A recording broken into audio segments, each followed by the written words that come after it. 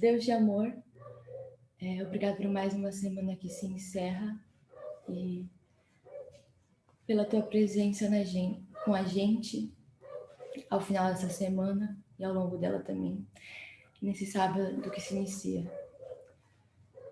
Senhor, a gente não estava lá quando foi pregado na cruz, a gente não estava lá quando ressuscitou, quando tanta coisa que parece tremenda aconteceu, mas tem tanto mais acontecendo agora e uma revelação tão mais profunda do teu caráter, que a gente só tem a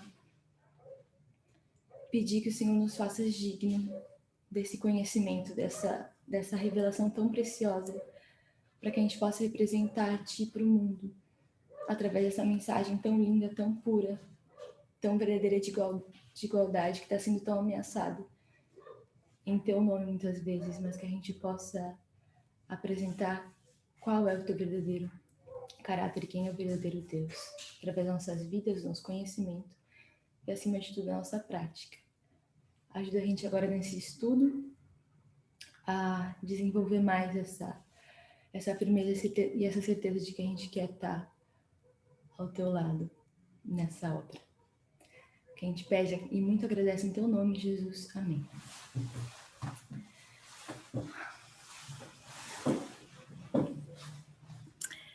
Então vamos lá, gente. Feliz sábado mais uma vez. Quem quiser ligar a câmera, eu amaria, porque eu amo ver esses rostinhos lindos de vocês. Eu acho que fica um pouco mais pessoal. Eu vou compartilhar a tela em outro dispositivo, então eu vou conseguir ver quem deixar a câmera ligada, a maioria das pessoas. Eu ainda vou continuar vendo, então pode deixar durante todo o estudo. Enfim, mas ainda não vou compartilhar a tela agora, porque, enfim, queria falar umas coisinhas um pouquinho antes. O tema do nosso estudo é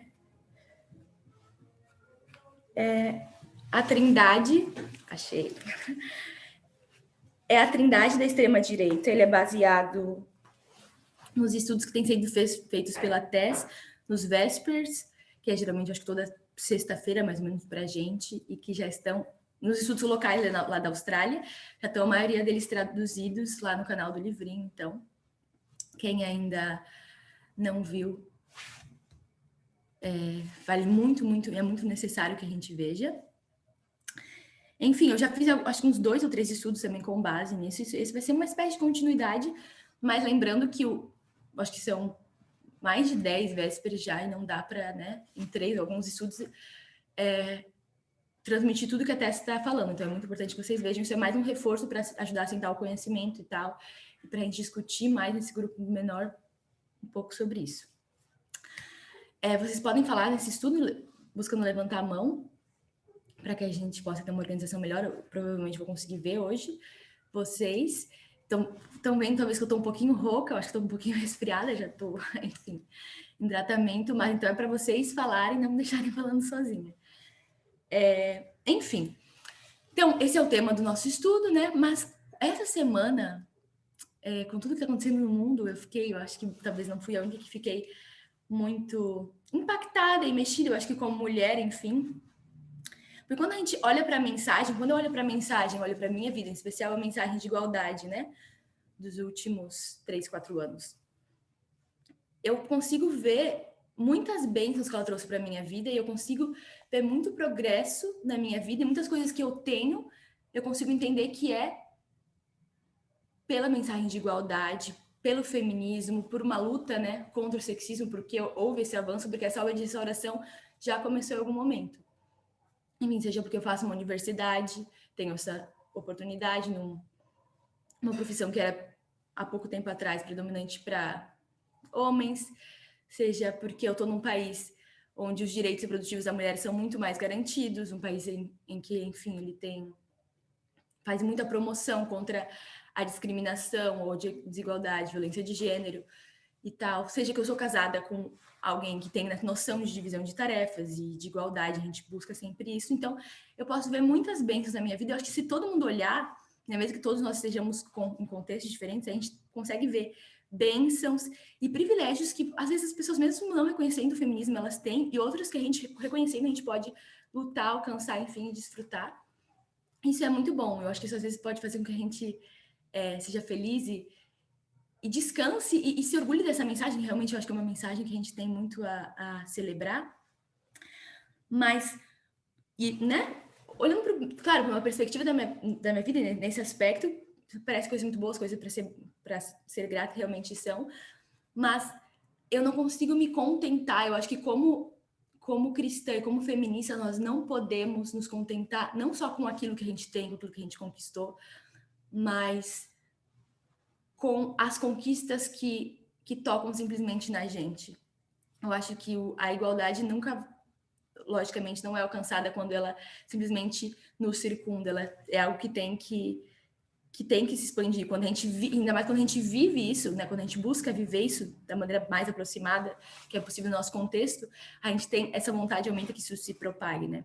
E com as notícias, né, do que está acontecendo nos Estados Unidos, enfim, foi algo que me pegou muito forte essa semana, porque, enfim, é muito duro, apesar de a gente de ser a constatação daquilo que a gente está estudando há 4 anos, assim, em linhas muito claras, é muito duro você ver, você saber na pele como mulher o dano que isso está trazendo para mulheres, né, enfim, ao redor do mundo, mas agora especificamente numa das maiores democracias, né, do mundo, que é uma referência para muitas coisas e que rebate, né, enfim, causa uma onda para muitos outros países, democracias, enfim. Então, isso é algo que eu acho que é interessante a gente refletir em sempre ter essa visão, que a gente está vivendo momentos muito solenes e que, apesar das coisas estarem acontecendo, e, tipo, é uma confirmação daquilo que a gente crê, a gente não pode esquecer o quanto isso traz sofrimento e dor para muita gente, tipo, agora, entendeu? Isso traz desigualdade, isso traz um retrocesso e pessoas que estão sofrendo, assim, a partir de agora e até a volta de Cristo. Isso nos deveria dar mais força também para nos empenhar nessa luta, né? Nossa vida diária e nas esferas que a gente estiver atingido.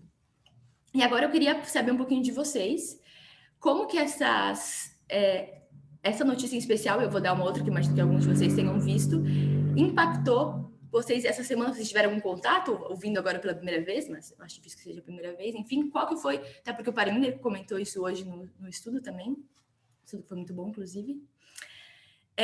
O que causou em vocês, quando vocês viram que a Suprema Corte dos Estados Unidos está lá ameaçando uma lei que dá direito ao aborto a nível federal, e uma lei instituída há 50 anos, né, uma decisão da Suprema Corte instituída há 50 anos, e que isso basicamente está prestes a cair por terra. Eu queria saber que alguém falasse como se sentiu, o que pensou, qual conexão fez, né? Pode ser algo breve, umas 2, 3 pessoas falar, até para dar oportunidade de uma gente falar. Talvez até fazer um paralelo com como será que se sentiria se tivesse uma mentalidade conservadora que a gente tinha e tal.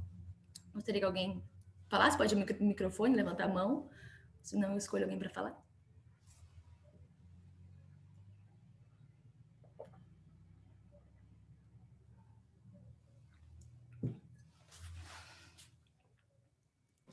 Eu vou falar.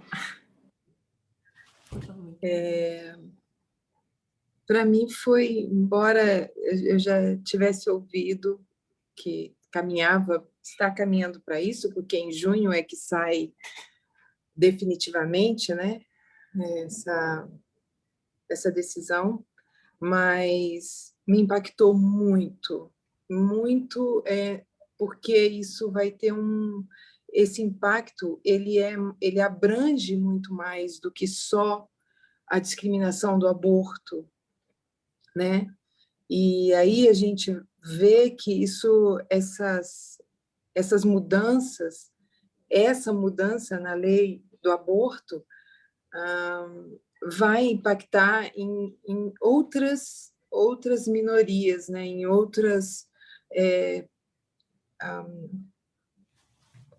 outras pessoas que vão ter seu direito perseguido, né? Ou tirado, né? E eu acho que vai muito para a classe dos LGBTs, QIAP+, e isso é muito triste, embora, como você disse, a gente sabe que é profético, né? Mas para mim causou um impacto muito grande, porque é uma lei de 1970, 71, não me 33. lembro, 73, e, e que foi tão importante e tão naquele tempo, né, algo muito incrível de acontecer, mas com a mesma intensidade está sendo incrível hoje numa parte muito negativa, né?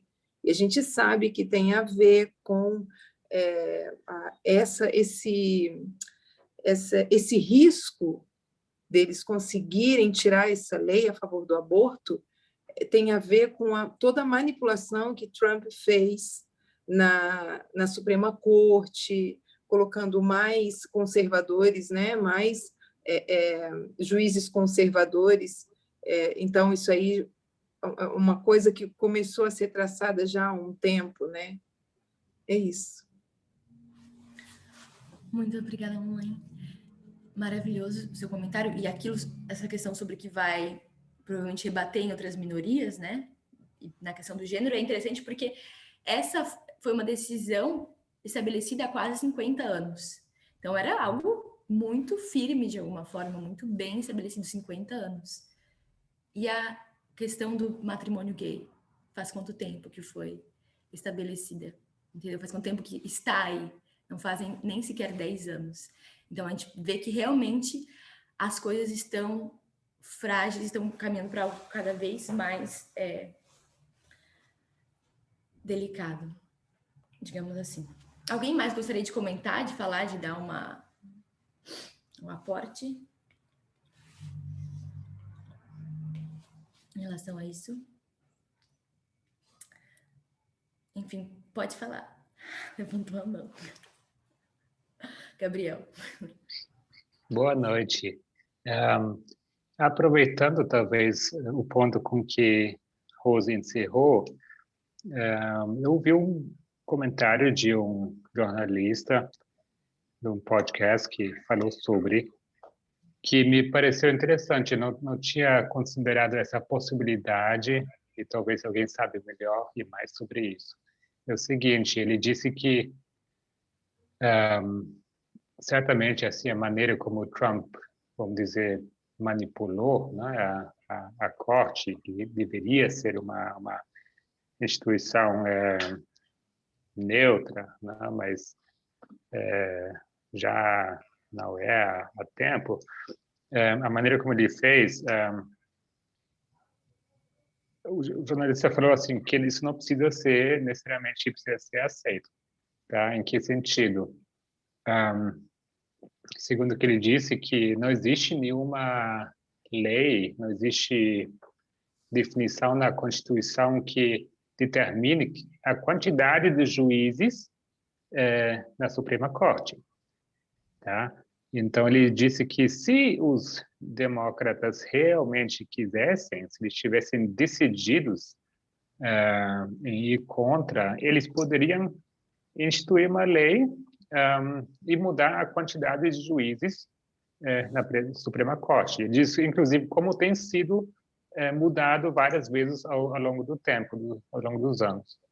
E, ou seja, não sei de quem teria que partir essa iniciativa, se é do Biden ou do Senado, como seria exatamente, não entendo bem, mas o que eu quero dizer é que aparentemente não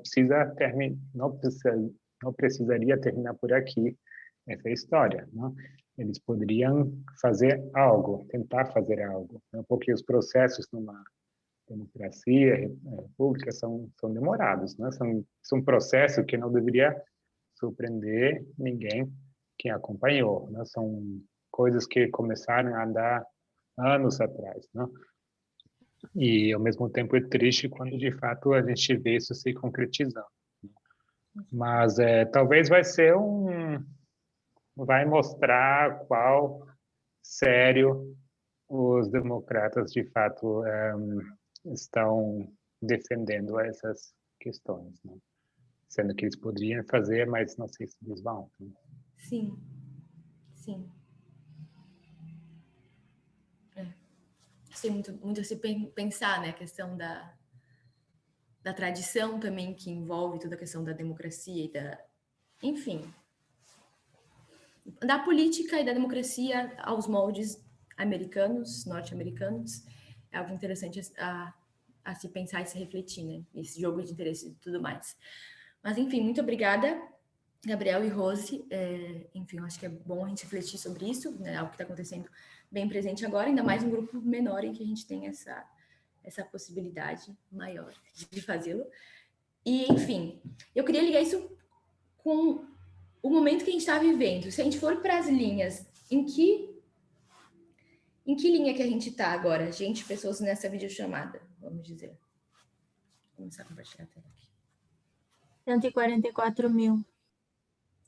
Maravilhoso, obrigada. 144 mil foi a Gabi que falou? Foi, né? Eu não estava olhando. Obrigada, Gabi. Isso. E qual era a minha próxima pergunta? E para que a gente está em que dispensação? A gente está entre que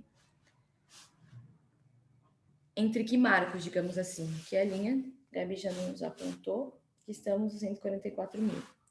Qual é o marco que está atrás da gente, no 144 mil? Na linha maior, nos 5 marcos, né, principais. Começando, não vou dizer qual começa, quero saber só o que está antes. O que nós acabamos de passar nesse nível. Assim, Pânio.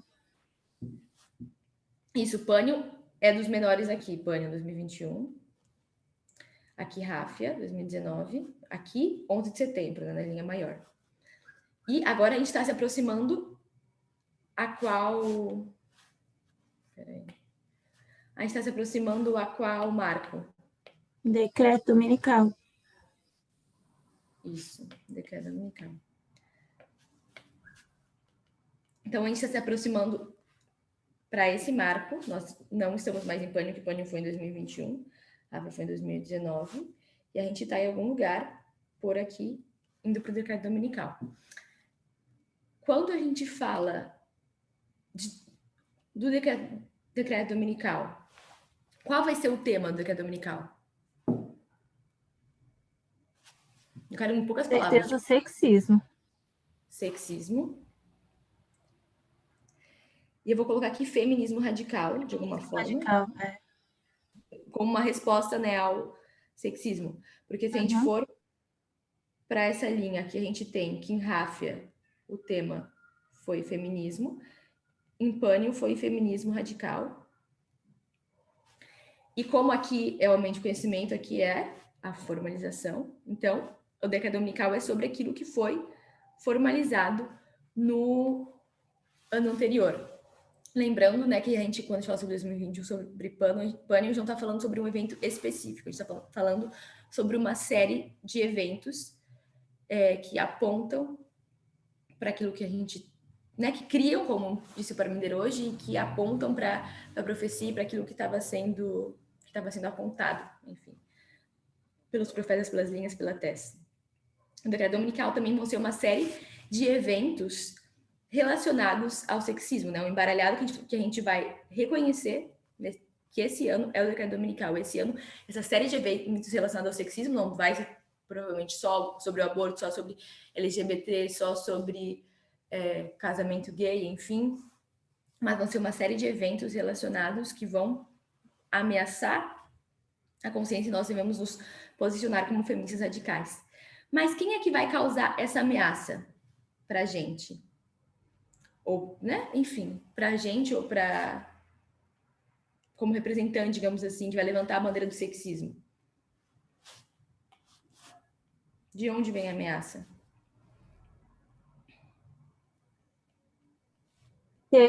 Você se refere a espectros políticos? Pode ser, sim. Viria da direita, da extrema-direita, né? Exatamente.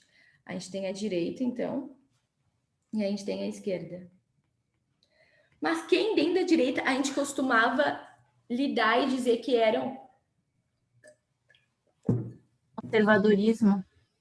Exatamente, a gente dizia que o conservadorismo na direita, mas quem a gente usava como maiores exemplos de conservadorismo, digamos assim. Esses são os representantes do conservadorismo da direita, esses que geram todo o sexismo, que, enfim, que causam todos... Protestantismo.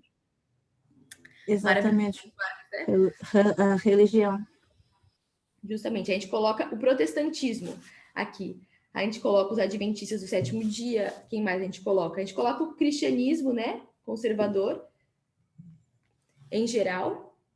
A Suprema Corte, de alguma forma, ela está aqui porque ela está para defender, em especial, os direitos, né, dos cristãos, enfim, conservadores. Então, ela pode ser enquadrada de alguma forma aqui. E a gente costumava achar que esse grupo, né, de protestantes e tal, com o viés religioso cristão, ele era responsável por ele causava toda a ameaça, tudo aquilo de ruim que viria, né, que seria responsável por levar o decreto dominical, seria propagado e levantado, tipo, à frente pelo protestantismo, enfim, e tudo aquilo que envolve, né, o cristianismo, o protestantismo apostatado e tal, esse cristianismo conservador. Mas o que a gente tem aprendido com a TES nos últimos Vespers? Quem é uma ameaça dentro da direita conservadora, da extrema-direita, além dos protestantes? O ateísmo. Maravilhosa, muito obrigada. Então, além desses protestantes, que são de extrema-direita, que tem um viés conservador, a gente também tem os representantes do ateísmo, os libertários. Libertários também. Isso, obrigada. Que geralmente estão juntos. Então, quando a gente fala sobre a ameaça, e a gente por muito tempo se demorou, basicamente desde 2018, enxergando e pesquisando os riscos do protestantismo, que realmente está errado, que realmente está apostatado, está buscando o poder do Estado para se proteger, mas a gente esquece que essa ameaça, a gente realmente não nos dava conta que essa ameaça, na verdade, ela é geral, digamos assim. Ela é geral, não, ela é mais ampla e ela é fortemente sustentada pelo ateísmo e pelos libertários em geral, né, que tem em todo esse espectro, tem protestantes libertários, claro, e tal, mas em especial os ateus libertários. É isso que a gente vai ver um pouquinho hoje. Então, quando a gente entende isso, a gente também tem que entender aquele dilema que a Tess também comentou para a gente sobre os maiores... o maior lema, digamos assim, da esquerda e o maior lema da direita, porque isso vai motivar as lutas, né, que esses ateus, libertários e protestantes também, mas agora a gente vai começar a olhar um pouco melhor para o ateísmo e para os libertários. Qual é a luta que, vamos supor, qual é o valor que eles querem defender acima de tudo? Se tiver em conflito entre todos os valores, né, enfim, da Terra, ou alguns principais, a gente vai falar o nome deles agora, mas já foram muito falados. Eu quero que esse predomine, então eu vou lutar até a morte, digamos assim, por ele. Qual que é o valor da direita? Liberdade. Isso aí. Liberdade da esquerda. Igualdade. Igualdade. Então, é isso que a gente viu. Então, a gente viu, não que a esquerda abomine a liberdade, nem a direita abomine a igualdade, mas se tem um conflito, a liberdade vai estar acima da igualdade. E a gente acredita que a igualdade deve estar acima, regulando a liberdade. Então, quando a gente vai para a ideia dos libertários, em especial, que defendem isso com unhas e dentes, eles podem até parecer bonzinhos. Até comentam umas frases que eles têm. Eu vou defender o seu direito. Eu posso não concordar com o que você está dizendo, mas eu vou defender o seu direito de dizê-lo até a morte. Ela comenta o quanto isso pode ser perigoso justamente pela questão de que o que está sendo dito, será que a palavra não tem poder? As ideias que eu quero propagar, como eu quero propagar, elas não têm um poder, às vezes, em ferir a igualdade? E a gente acredita que quando essa liberdade, né, de expressão, ela fere a igualdade, ela, enfim, às vezes até ameaça a vida, a gente vê isso através, né, das fake news, da questão de vacina e tal, que ninguém está fazendo nada diretamente, ninguém está agredindo alguém diretamente, mas está espalhando informação que causa dano às vezes até diretamente a vida, essa questão da vacina. Então, a gente acredita que tem que regular, os libertários não. É só dizer, você pode dizer o que você quiser. Então, tem frases bonitas, eles defendem, por exemplo, o matrimônio gay, que os gays podem ter o que eles quiserem, podem fazer o que eles quiserem, muitas vezes defendem o aborto, que cada um pode fazer o que quiser com o seu corpo, defendem também as armas, muitas vezes defendem também o uso de drogas, né? Enfim, o aborto às vezes é mais uma questão que tem mais divisão, mas enfim, então eles parece que são pessoas muito tranquilas, aceitam todo mundo, você é LGBT, pode casar, pode viver sua vida feliz. Mas quando a gente vê o princípio por trás disso, e até onde vai a liberdade, digamos assim, de alguma forma, de um gay numa sociedade libertária, a gente começa a ver que os meios utilizados, que os princípios utilizados não estão de acordo com aquilo que a gente acredita, com a igualdade. Por que um gay ele pode casar com um libertário? Porque não tem problema nenhum. Já para um protestante, é inadmissível porque, né, Deus não quer, na concepção, na interpretação bíblica, isso seria um pecado, uma abominação. O libertário, muitas vezes, ele é ateu, não tem essa restrição em termos disso, mas então ele diz que o gay pode casar. Vai lá, seja feliz. Por que ele diz que o gay pode casar? Além de não ter essa restrição, né, religiosa. Então, defende a liberdade de escolha dessa pessoa, basicamente. Isso aí. Então, você pode ser livre, você faz o que você quiser na sua vida, né? Não prejudicando os outros, não causando dano físico aos outros, vai lá e faz. Mas por que viver numa sociedade com liberdade pode atrapalhar e pode surtir numa ameaça de alguma forma, num dano para um gay, por exemplo? Porque o gay ele pode se casar, mas da mesma forma as outras pessoas, né, sendo gay ou não, vão poder ter os seus negócios, por exemplo. E nesses negócios as pessoas podem decidir atender ou não ao gay. Então, vai haver essa discriminação pela liberdade também. Maravilhosa. Bem ao ponto.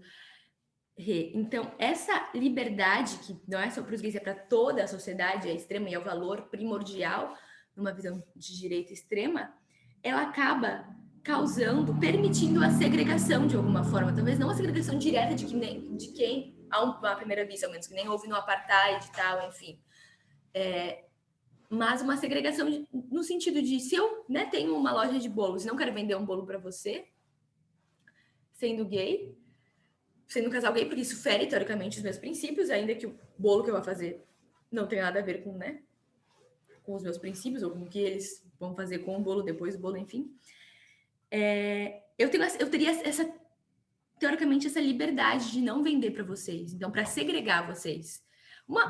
Tem gente que diz, mas é só eles irem para uma outra loja. Mas e se os gays viverem numa cidade, num contexto em que todas as lojas não permitam isso? Em que eles não tenham, em que a liberdade, sabe, isso começa a dar espaço para que a liberdade, no fim, das camadas mais vulneráveis, seja cada vez mais restringida. E essa é a ameaça que a gente quer lutar. E lembrando que o dono da confeitaria, ele não está tendo a liberdade dele sendo restringida, porque ele tem direito de fazer bolo, de ter um negócio e de vender para as pessoas.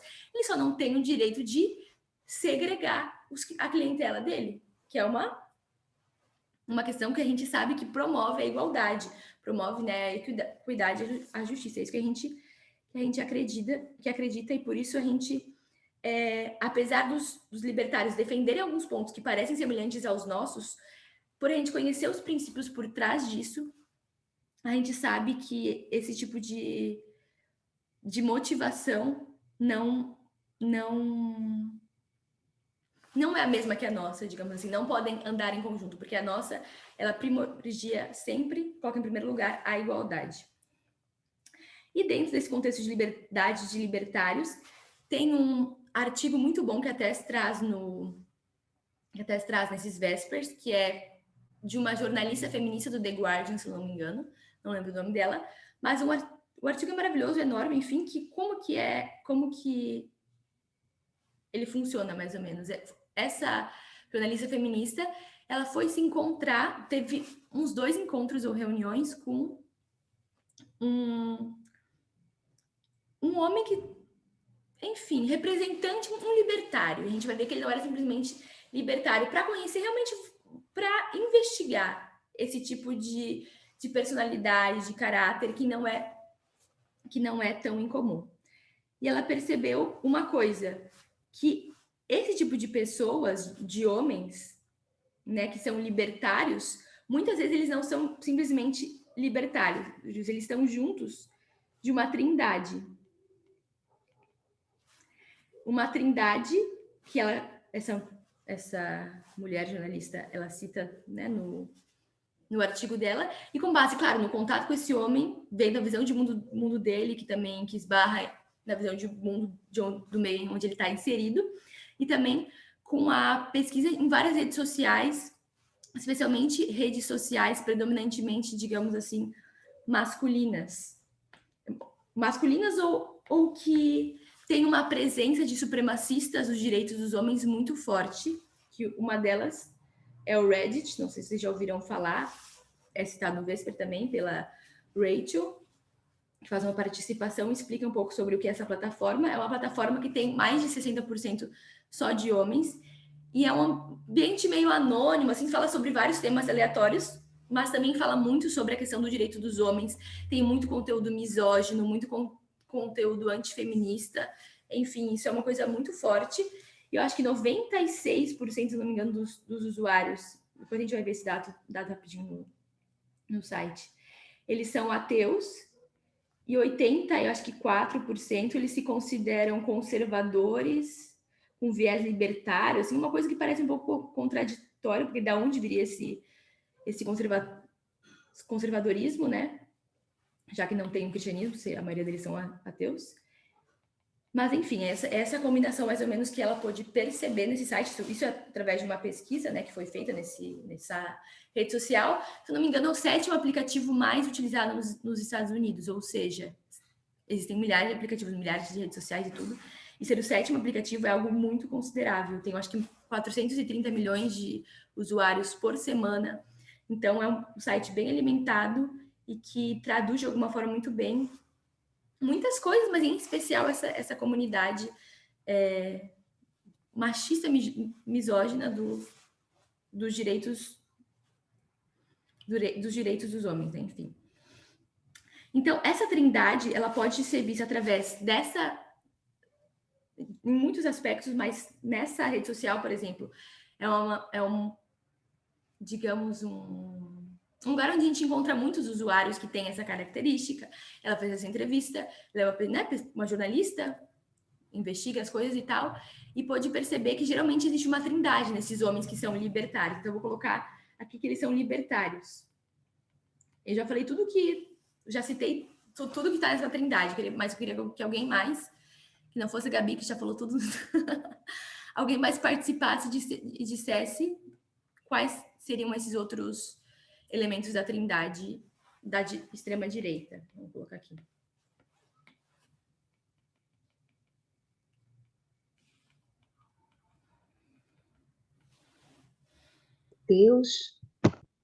Ateus, muito obrigada, Carla. E o último?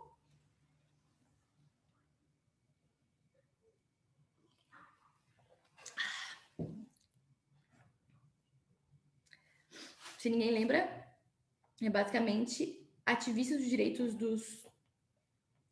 dos homens. Não lembro a palavra em específico, deixa eu ver se eu acho aqui em cima rapidinho.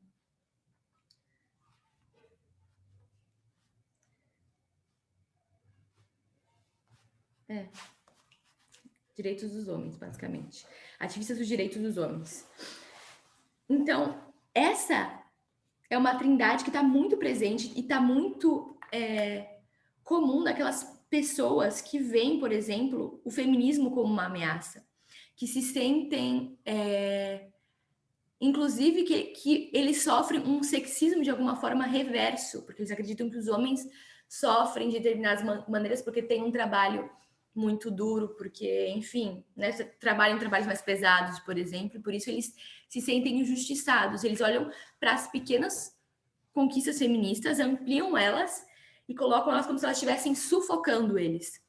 Então, a gente entende que, além desses protestantes, né, conservadores, que têm a sua pauta ali, embasada especialmente na Bíblia, tem esses conservadores, essa trindade da extrema-direita, que é ateísta, que nem sequer acredita em Deus e tem a Bíblia para fundamentar as suas crenças e valores, mas ainda assim, ela, sendo libertária, ela é ativista dos direitos dos homens, e assim ela é uma ameaça aos misóginos e acaba sendo uma trindade misógina que vai se juntar, né, porque eles têm, de alguma forma, os mesmos objetivos, mas talvez tenha até mais influência para levar o decreto dominical e para trazer uma ameaça às mulheres em geral, ameaças às comunidades vulneráveis em relação a gênero.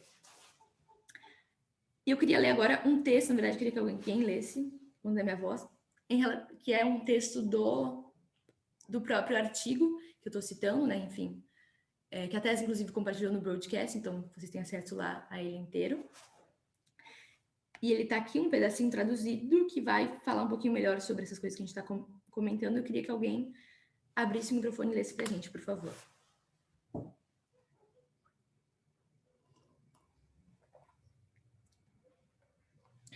Posso ler? Por favor. Começa aqui. Há algumas outras coisas que Marx se orgulha de ser. Ele é um ateu declarado e um libertário ativo. Os contornos são os mesmos. Um anticlericalismo proativo e um desgosto pelo aparato regulatório expresso em um sentido vago e que esse desgosto constitui uma postura moral. Essa trindade não é incomum. Uma pesquisa realizada no ano passado dos direitos dos homens descobriu que 94% de seus membros se identificaram como ateu ou indiferentes religiosamente. Outro estudo mais amplo sobre o movimento dos direitos dos homens descobriu que 84% se identificaram como fortemente conservadores, com preferências políticas particulares ao longo de uma tendência libertária, não tradicional. Para aqueles de nós vindos da esquerda nominal, essas associações às vezes parecem não naturais.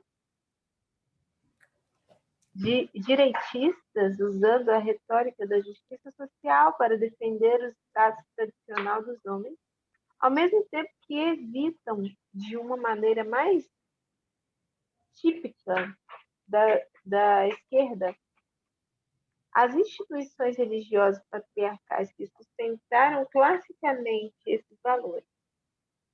Quando Marx fala sobre uma ideologia, ele dificilmente pode deixar de trazer as outras. Para ele, todas são relacionadas, expressões distintas da mesma visão de mundo. Muito obrigada, Cris. Então, esse é um texto muito bom, é só um trechinho. O artigo ele é bem grande, bem denso, com muito conhecimento, mas esse ele traz, de alguma forma, o ponto central disso que a gente está falando em relação à trindade. Então, a gente fala sobre essas características desses homens, que eles são muito conservadores, têm uma tendência libertária, né? Que está falando ali no início, são ateus, libertários ativos, além de algumas outras coisas, porque acima ela estava falando sobre ele ser um ativista de alguma forma, mesmo que não declarado, mas compartilha dos direitos dos homens. E eu acho interessante essa parte em que ela comenta que parece estranho os direitistas usando a retórica da justiça social para defender o status tradicional dos homens. Qual que é a retórica que esses homens usam? Eles se sentem ameaçados pelos avanços do feminismo. Eles dizem que é algo que é muito... que, enfim, que já... Eles até concordam, a mulher pode votar, a mulher até que pode trabalhar e tal. Mas aí quando ficar exigindo uma igualdade salarial, daí quando tudo começa a ser um assédio, é um pouco exagerado e acaba sufocando esses homens, e eles acabam sentindo uma espécie de sexismo reverso, e tudo que eles olham na sociedade é um sexismo reverso, né? Porque as mulheres escolhem seu parceiro, porque as mulheres, enfim. Eu até fiz um estudo sobre os incels misóginos também, que tem alguma ligação. Então, eles começam a achar motivos para tudo para alimentar essa misoginia, para dizer que o mundo é um mundo desigual para os homens, e eles devem buscar reestabelecer essa igualdade, né, que são basicamente as estruturas de poder que sempre existiram do patriarcado. Enfim, para mim esse pensamento, assim, esse artigo é um artigo difícil de ler, assim, ele é muito bem escrito, ele é, enfim, é muito, digamos assim, atrativo, né? Como ela fala sobre os encontros com ele e tal, é uma conversa, é fluido, assim, ela vai falando das análises, é mais uma narrativa em alguns aspectos, mas é difícil porque é muito difícil você ver para mim, ao menos, ver uma pessoa que tem todas as oportunidades, que tem conhecimento, tem acesso, né, a tanto, e ainda assim tem uma visão tão distorcida da realidade e tão centrada no próprio eu, centrada nas próprias, né, dores, que podem ser mínimas, às vezes é um pequeno espinho no dedo e acha que é o fim do mundo e é a culpa, né, da humanidade curá-lo e tratá-lo e priorizá-lo, né, priorizá-lo com maior urgência, digamos assim, que precisa de tratamento, enfim, que precisa de justiça social, enfim. Então, eu acho que, para mim, isso é um tema que pega muito forte, assim, que realmente é difícil. A gente sabe que é a realidade, mas, ao mesmo tempo, é uma questão que dói muito. E saber que eles são pessoas que simplesmente são contra coisas que nos parecem óbvias e, ao mesmo tempo, eles usam o discurso de serem os únicos provedores existentes na humanidade, restantes da razão, que todos os outros, eles não pensam 2 segundos para achar que as mulheres têm o direito de continuar a sua luta feminista, querendo cada vez mais direitos, cada vez mais igualdade, cada vez mais reparação. E eu acho bem interessante uma comparação que ela faz, que, a partir de uma frase que diz, a partir do momento que você vê uma desigualdade, alguma coisa assim, você não consegue mais desver, quando você entende uma estrutura desigual. Por exemplo, quando você entende que as mulheres, elas sofrem pelo julgamento masculino durante todas as suas vidas, enfim, sofrem uma pressão em vários níveis. Quando você entende isso, começa a enxergar, você não consegue mais desver isso. Eu acho que todos nós já passamos por isso, né? Quando a gente começou a entender o sexismo, o que era, como funcionava, parece que tudo à nossa volta acaba tendo um elemento sexista.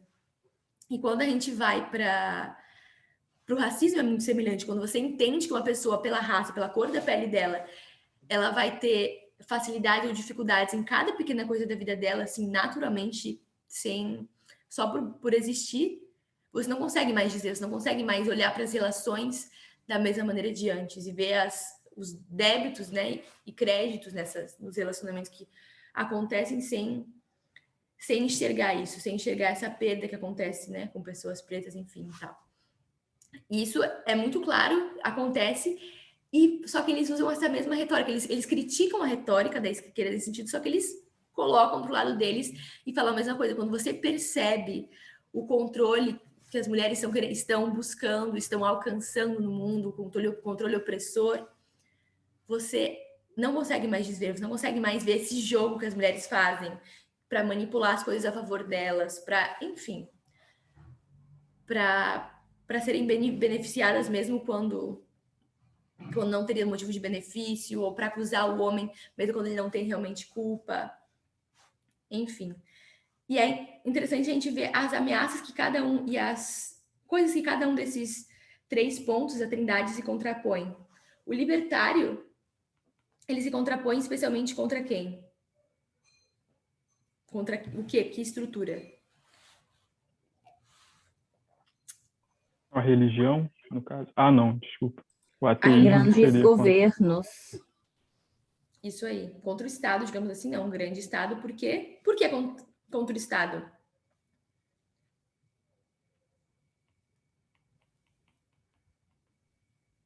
Porque eles... E eles acreditam que não deve haver uma regra a partir do Estado. O Estado não deve regrar, né?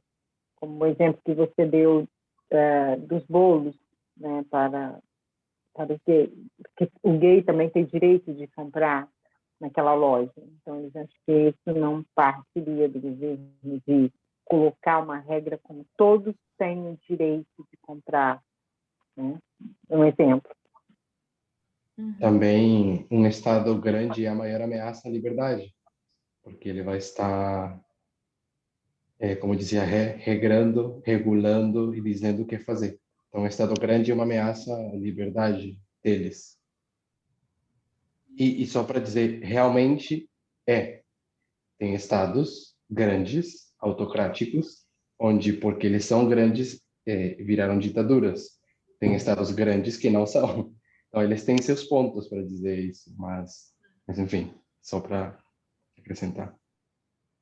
Sim, um Estado grande, ele regularia, né? Ele regularia algumas situações, questões enfim, garantiria que a igualdade acontecesse. Porque para a liberdade acontecer, você pode deixar as coisas fluírem, cada um faz o que quer. A única coisa que não pode fazer, as definições deles de dano são quais? Alguém lembra o que uma pessoa de direita diz que é dano? E daí, fazendo isso, você vai ser punido. Esse tipo de ações. Alguém tem alguma... Não lembro se era o assassinato. Dano ao corpo, físico, enfim.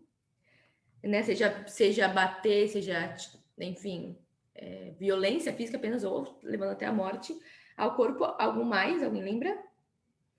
O que o pessoal da direita gosta? Dano à propriedade, isso é uma prioridade para eles. Dano à propriedade. E o último, que eu acho que é um pouquinho mais difícil, é uma quebra de contrato. Então, se você, como disse, eu não estou matando, não estou roubando, não estou quebrando o contrato, por que eu preciso ser... Por que eu preciso ser legislado, ser freado? Isso que eu não estou fazendo esse dano. Isso para mim é dano se eu sou de direita. Isso para mim prejudica. Eu falar com você na rua, te importunar sexualmente, sem te tocar diretamente, não é nada demais. Eu só estou usando as minhas palavras, entendeu? Não é um dano diretamente. Então, isso acaba fazendo com que eles não queiram ser do menor, porque o Estado só tem que regular isso, entendeu? E o resto é na lei da liberdade. Já um Estado maior, um Estado que promove a igualdade, ele precisa estar atento que a igualdade esteja sendo executada da melhor maneira, nos meios em que ele possa, né, atuar e interferir. Isso é algo interessante a se constar. E por último, aqui o nosso terceiro, os direitos dos homens, eles são contra o quê, digamos, especialmente? Contra... Feminismo. Justamente, contra o feminismo, como contra as mulheres, digamos assim. Então, tá bem, né, declarado. A gente mal começou a conquistar e a ter algum ganho, né, nesses 6.000 anos de pecado, eles já estão se sentindo ameaçados, sentindo que a gente é um perigo muito grande para eles, né? Então, é contra a mulher em geral. E a pessoa que vai ser prejudicada nesse sentido vai ser a mulher, que vai ter seus direitos restringidos, que não vai ser ouvida, que não vai ter seus direitos garantidos, vai ser a mulher, porque na cabeça deles, a gente já tem demais. Enfim, é muito interessante esses estudos, por isso que eu recomendo muito que vocês vejam, que a gente já está se encaminhando mais para o final, mas é muito interessante que a tese, ela abre esse ponto, primeiro aqui, né, que ela já fez uma abertura, que a gente estava muito focado nessa parte, como eu já repeti algumas vezes, e agora a gente tem uma visão mais geral. Isso para mim é incrível, porque, enfim, ver como a verdade faz com que as coisas vão ficando mais claras, né, porque às vezes a gente tem raiva do protestantismo, raiva do cristianismo e tal, acha que ele criou todos os males, quando na verdade o que acontece para que o protestantismo, acho que o Pedro deu sobre isso no último sábado, para que o cristianismo tenha essas características, o que aconteceu para que ele ficasse assim, nesse lado errado, que a gente acredita que não represente, né, o reino de Deus? O que teve a acontecer para ele chegar nesse estado de Laodiceia, digamos, né, pragmatismo?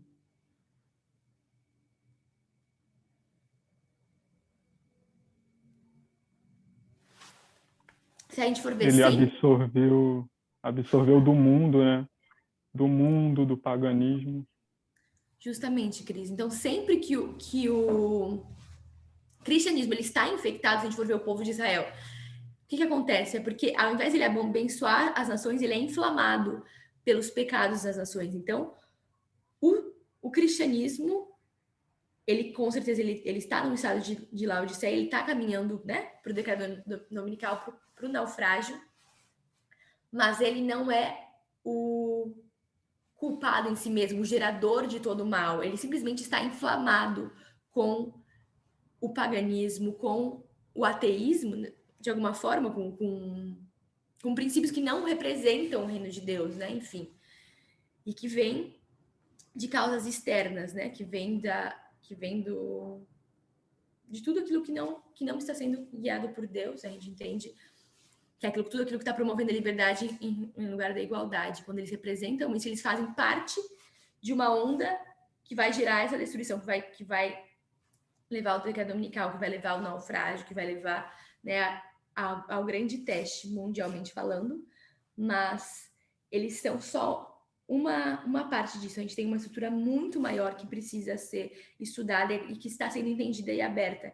Inclusive, a tese, nesses estudos, ela abre e fala sobre o ateísmo de uma maneira maior. Ela fala sobre os principais representantes do ateísmo hoje no mundo, que se denominam os 4 cavaleiros, tipo, como uma paródia do Apocalipse, e todos eles têm falas, atitudes e pensamentos extremamente sexistas, tanto em suas visões, em sua visão da evolução, né, e científica até enviesada pro sexismo. Para quem leu, né, já ouviu falar daquele livro do mito do cérebro e nossos gêneros, da Gina Ripon, que é uma, enfim, feminista maravilhosa, neurocientista.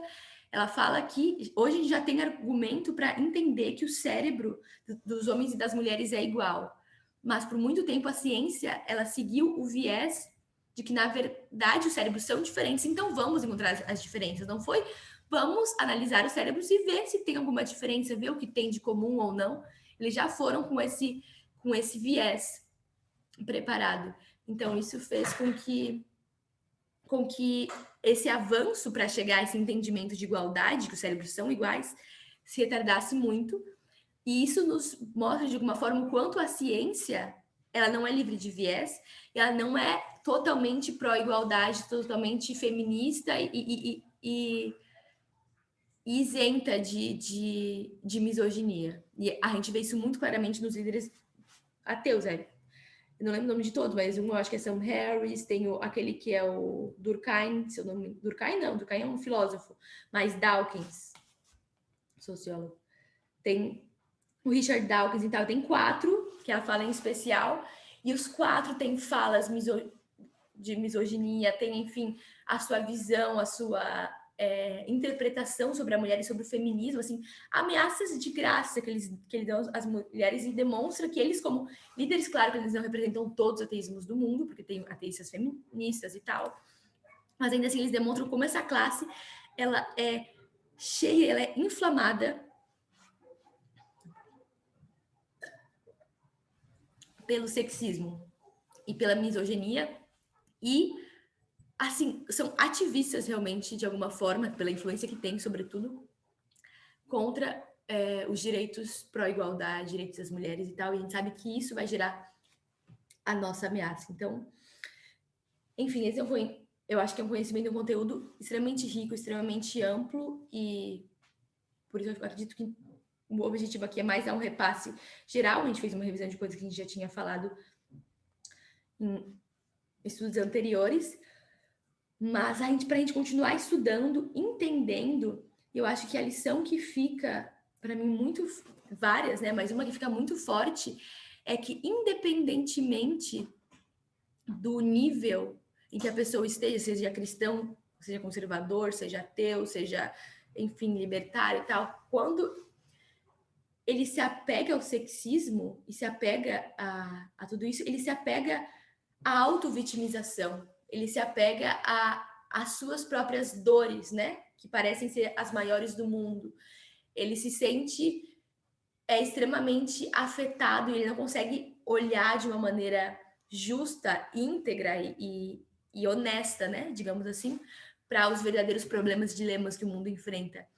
E para mim isso encaixa muito com aquilo que a Tess falou sobre levar a sua cruz, né? Sobre você levar a sua cruz e saber sofrer pelo mesmo sofrimento que Cristo sofreu e que rompeu o coração de Cristo. E o que era isso? Ela tem esse texto, né? Que não é desejado, mas enfim, é um texto. Peraí, alguém me pergunta uma coisa? Já responda, Alexia. Tá, deixa eu responder agora.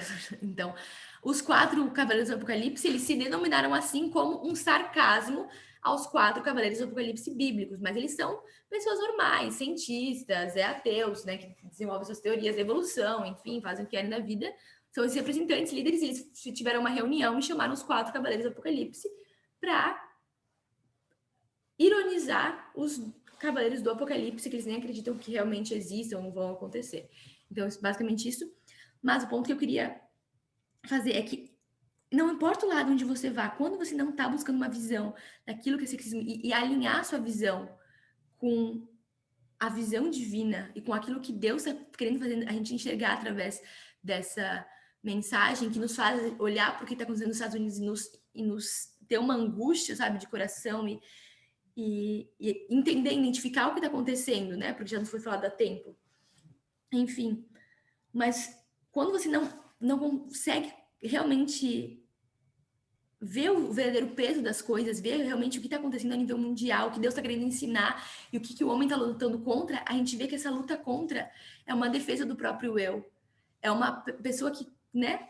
Como eu estava falando antes de responder o comentário, que não entende que Cristo, ele sofreu o sofrimento de Cristo que fez o coração de Cristo romper, que ele morreu disso, né, do coração comprido, mas a angústia extrema é que o homem não compreendia o pecado. E a gente entende que o pecado é o sexismo, e a gente vê que esses homens, às vezes, infelizmente, não só homens, dentro e fora do cristianismo, e muitos homens jovens, intelectuais, enfim, que invadiram, né, por exemplo, o Congresso em 6 de janeiro, eles são pessoas jovens com todo conhecimento, mas eles não conseguem enxergar o mal do sexismo. E o sexismo é um pecado tão grande que rompeu o coração de Cristo, entendeu? Ao ponto de romper o coração de Cristo. Eles não conseguem entender, enxergar isso e se empenhar nessa luta contra, né? A favor do ministério, da restauração que Deus está realizando nessa terra. E eu vejo que isso fica para a gente hoje, sabe? Será que nós estamos dispostos, estamos nos empenhando nesse propósito de não olhar mais para nós mesmos, simplesmente para nossas dores e ver o mundo que a gente está inserido, que ele está nas igrejas, está imerso no sexismo e que Deus está querendo recuperar a gente disso, querendo que a gente enxergue essa lama do pecado e se limpe e ajude as pessoas a se limparem o máximo possível disso. E infelizmente isso vai levar à autodestruição dessas pessoas e, enfim, ao sofrimento de muitas outras pessoas inocentes. Eu acho que são lições que ficam sempre que a gente aborda melhor esse tema, a gente começa a enxergar melhor tudo isso. E a Carla tá com uma levantada, pode falar, por favor. Minha abençoada. Então, tu fizesse essa ligação que a Centés fez a aplicação do pecado que quebrou o coração de Jesus com o sexismo, né? Eu só queria fazer a ligação disso com o que foi falado na semana passada, porque, pelo que a gente entende, então o sexismo é pecado, é o pecado. E o pecado originou-se lá no começo, entende? Já mesmo com Eva, com Caim, quer dizer, eu entendo que esse senso de dominação ou o próprio sexismo já estava no coração dele, antes dele começar a formar filhos fora e as filhas dos filhos a tentarem eles, entendeu? Não sei se eu estou errada, né? Faz muito sentido. Muito bom, muito obrigada, Carla. Alguém teria mais um comentário? Enfim, então, a gente já pode encerrar, né? Enfim, e eu acho que é isso. O que eu tenho para dizer, para deixar aqui pra gente nesse final é que a gente não cansa. A gente pode olhar para isso, se assustar e ver o quanto é grave. Isso nos dá uma... uma coisa que eu queria ter falado no início. Que quando a gente olha... Quando a gente olha para esse acontecimento... E... o Pedro estava aqui com uma coisa ligada. Vamos lá. Quando a gente olha para esses acontecimentos do que está acontecendo nos Estados Unidos e tal, isso não deveria nos motivar, tipo, agora eu vou viver mais fielmente, agora eu vou...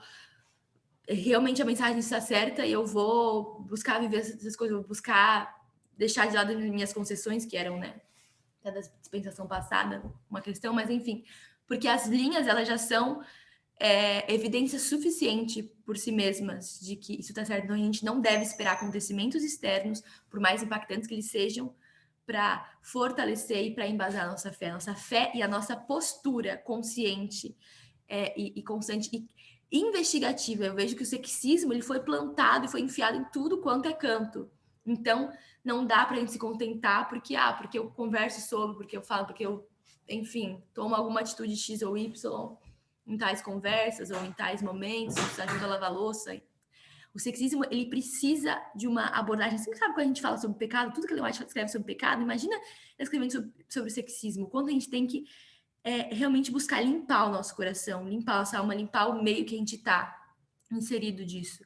Quando isso tem que ser uma obra ativa e incessante, para que o reino do nosso coração não seja nós mesmos, mas que Cristo possa reinar soberano e único. E é isso. Vamos terminar então com uma oração. Acho que ninguém mais tem um comentário, uma mão levantada, né? Então vamos lá.